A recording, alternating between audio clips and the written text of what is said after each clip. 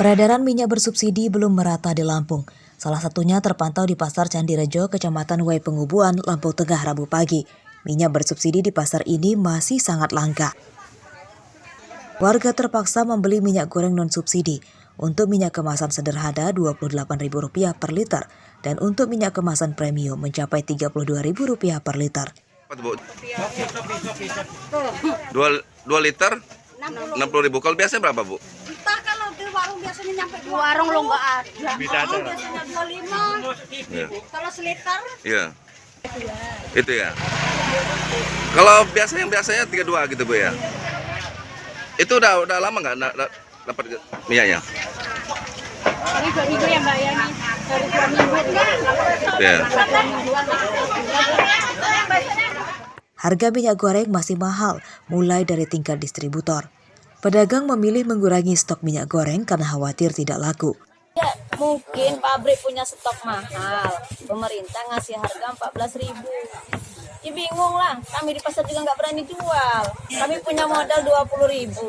Suruh turunin 14.000, tekor 6.000, siapa yang mau nembokin 6.000? Dari sales juga? Sales juga ngasih harga masih modal lama. Kami minta harga yang 14.000 harga pemerintah belum ada. Ya karena kita kan tergantung distributor. Kalau distributornya ngasihnya ke kita nggak sesuai kebutuhan, dibatasi mereka kan jadi kurang.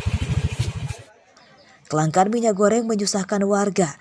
Banyak pedagang makanan yang tutup karena tidak mendapatkan minyak goreng.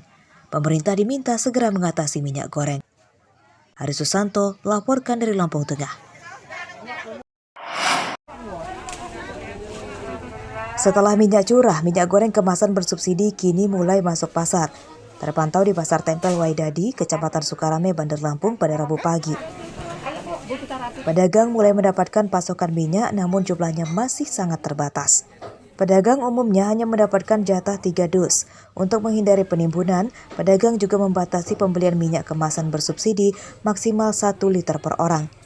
3 dus minyak goreng pun cepat ludes terjual, dan pedagang kembali menjual minyak goreng non-subsidi dengan harga Rp18.000 per liter.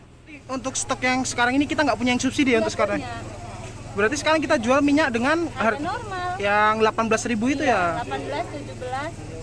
Tapi Sekarang kita habis dari tempat kita nih, misalnya kita dapat cuma 5 dus, kan kita beli lagi tempat orang, harga udah normal. oh jadi tapi selama ini kita sudah dapat ya Bu ya harga subsidi itu. Udah masuk, cuma memang nggak banyak. Tapi subsidinya terbatas. Batas orang juga kadang mau beli 2 juga, kadang-kadang aku mikir Bu, barang subsidi ya Bu, bagi rata. Paling banyak antara 5 dus, 3 dus, 2 dus. Ya ada yang 15 dus itu orang-orang yang tertentu, tergantung pengambilan terakhir masuk pasar. Kayaknya dijatah 10 atau 5 sama distributor, tapi dikirimnya hanya 3 atau 2 dus. Jadi ketika dibeli sama pembeli, dia bisa membeli eceran tapi tidak bisa banyak, dibatasin juga. Minimnya pasokan minyak bersubsidi membuat penjualan minyak non-subsidi menurun drastis. Warga banyak yang tidak jadi membeli stok yang ada dan pindah ke toko lain dengan harapan mendapatkan minyak bersubsidi. Para pedagang pasar meminta pemerintah segera mengatasi kelangkaan minyak goreng. Jeffrey Arifin melaporkan dari Bandar Lampung. Assalamualaikum. Yuk ikuti lomba membaca Al-Quran Kori-Kori Cilik Indonesia. Kirimkan video membaca Al-Quran ke koricilikindonesia@gmail.com. Format video HD dan landscape dengan durasi maksimal 5 menit. Cantumkan nama, tanggal lahir, alamat, dan nomor telepon peserta. Video membaca Al-Quranmu ditunggu sampai tanggal 10 Maret 2022. Saksikan Kori-Kori Cilik di A2 TV.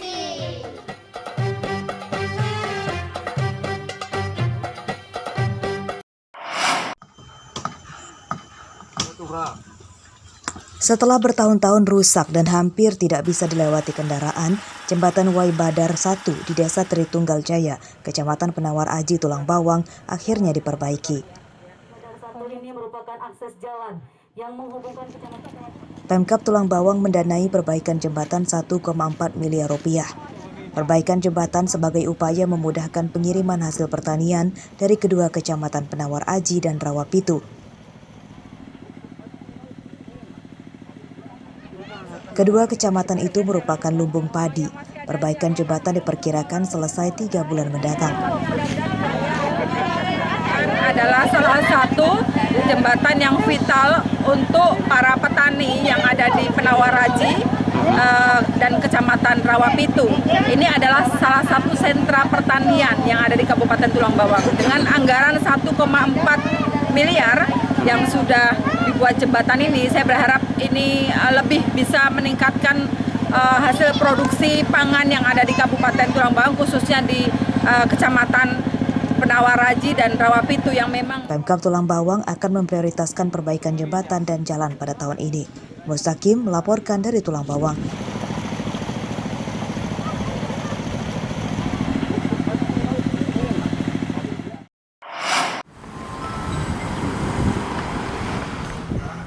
Bagi Anda pemilik mobil premium, mulai saat ini sebaiknya menahan diri menginjak gas dalam-dalam saat lewat di jalan tol Trans Sumatera.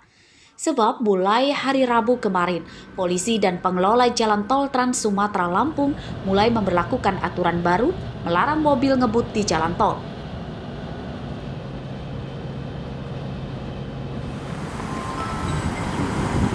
Kecepatan mobil dibatasi maksimal 100 km per jam.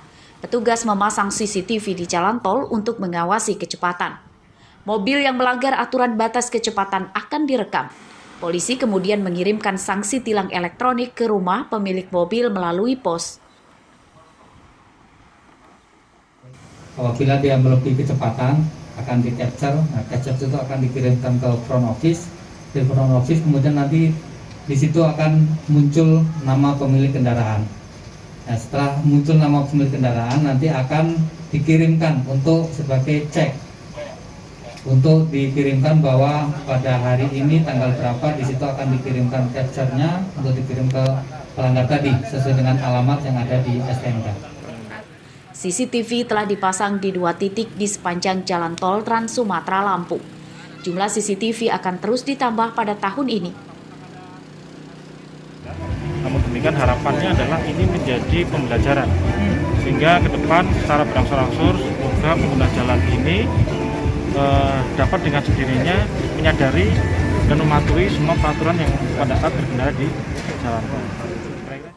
Pelanggar lalu lintas yang tidak membayar denda tilang elektronik akan terkendala pada saat pengurusan perpanjangan pajak kendaraan.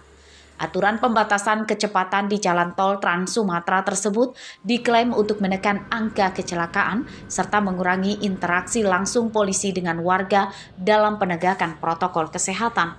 Ari Susanto melaporkan dari Bandar Lampung.